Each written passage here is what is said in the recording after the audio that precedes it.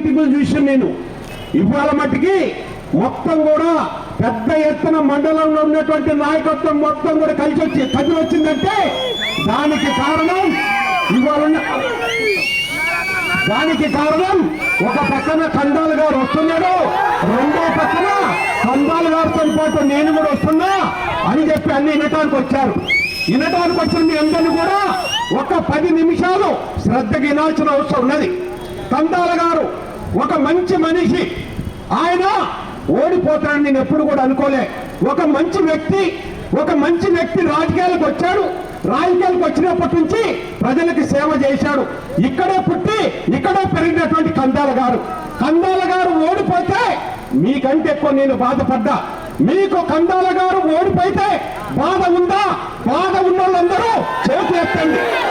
నిజంగా బాధ ఉందా? మనిషిని ఓడించినటువంటి ప్రజలకి మరి ముఖ్యంగా మరి ఇది ఎందుకు జరిగింది, ఏంటి దీనికి కారణం అని ఆలోచిస్తే ఎన్నో కారణాలు, వివిధ కారణాలు వచ్చినప్పుడు కూడా మొదటి కారణం ఏదైతుందో ఈ కాంగ్రెస్ వాళ్ళు మోసపు మాటలు చెప్పి ఒక 44 పేజీల మేనిఫెస్టో ఇచ్చి ఒక 6 గ్యారంటీలని 420 హామీలని ఇవన్నీ కూడా చెప్పడంతో ప్రజలు మోసపోయారు.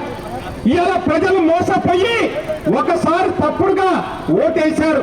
ప్రజలు మీరు ఒక్కసారి మోసం చేయగలుగుతారు కానీ ప్రతిసారి మీరు మోసం చేయలేరు. ఆ విధంగా ప్రజలందరూ కూడా పార్టీలకు అతీతంగా కూడా ఆలోచించాలా. ఏ విధంగా మోసం చేసిండో ఒక్కొక్కటి లెక్క చెబుతా. ఈ లెక్క మీరు పట్టుకొని గ్రామాలలోకి వెళ్ళాలా.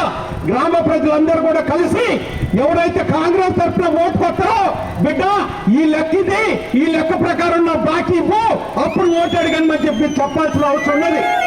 మొదటిగా మహాలక్ష్మి ఇలా తమ్ముళ్ళు వీళ్ళని కేకలు కాదు, ఒక బాధతో మాట్లాడుతున్నా. ఒక పక్కన కందాల గారు ఓడిపోతే బాధ ఉంది, మీరు కూడా బాధ ఉందని చెప్పారు.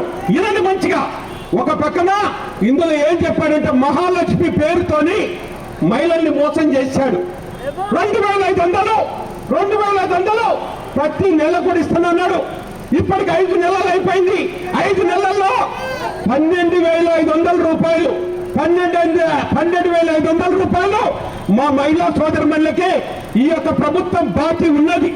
ఈ బాకీ బిడ్డ నువ్వు కనుక ఓటానికి వచ్చినప్పుడు ఈ 12,500 ముందు మా మహిళా సోదరులకి ఇవ్వమని చెప్పి ప్రతి ఇంట్లో ఉన్నటువంటి మహిళా సోదరులందరూ కూడా తిరగబడాల్సిన అవసరం ఉన్నది. అదేవిధంగా ఎక్కడ కూడా లేని విధంగా మన నాయకుడు రైతు బంధు పెట్టాడు. ప్రపంచంలో కాదు కదా, భారతదేశంలో ప్రపంచంలో ఎవరు ఆలోచించలేదు. రైతు బాగుంటే రాజ్యం బాగుంటది, రైతు బాగుంటే బడుగు బలహీన వర్గాల వాళ్ళు బాగుంటారని మనం రైతు బంధు మన నాయకుడు పెట్టాడు. రైతు బంధు పెట్టి 10,000 రూపాయలు ప్రతి సంవత్సరం ప్రతి ఎకరానికి ఇస్తున్నాడు. ఆ తరుణంలో వీళ్ళు వచ్చి ఆ పేరు మార్చి రైతు భరోసాను పెట్టి ఇది 10 కాదు నేను 15,000 ఇస్తున్నానని మొత్తం రైతాంగాన్ని మోసం చేశారు.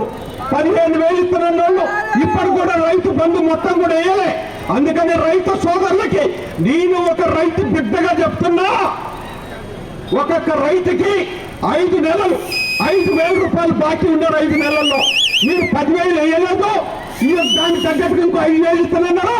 బిడ్డ రైతులందరూ కూడా నేను చెప్తున్నా, 5,000 తీసుకురా బిడ్డ, నాకు అప్పున్నావు, అప్పుడే నన్ను ఓటు అడగమని రైతు అడగాల్సిన అవసరం ఉండదు. For more videos like this, subscribe Big TV channel.